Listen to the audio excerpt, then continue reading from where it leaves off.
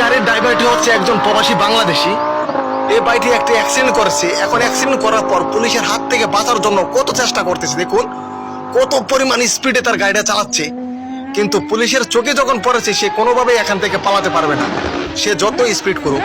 কারণ সে জানে যে পুলিশ যদি তাকে ধরতে পারে তাহলে তাকে দেশে পাঠিয়ে দেওয়ার সম্ভাবনা আছে।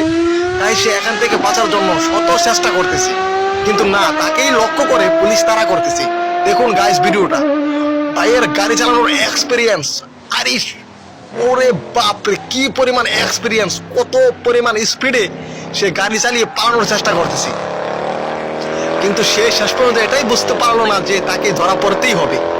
দেখুন গাইস ভিডিওটা, অসম্ভব গতিতে, যা অকল্পনীয় গতিতে ফুটপাত করে গাড়ি এদিক সেদিক নিয়ে যাচ্ছে সে।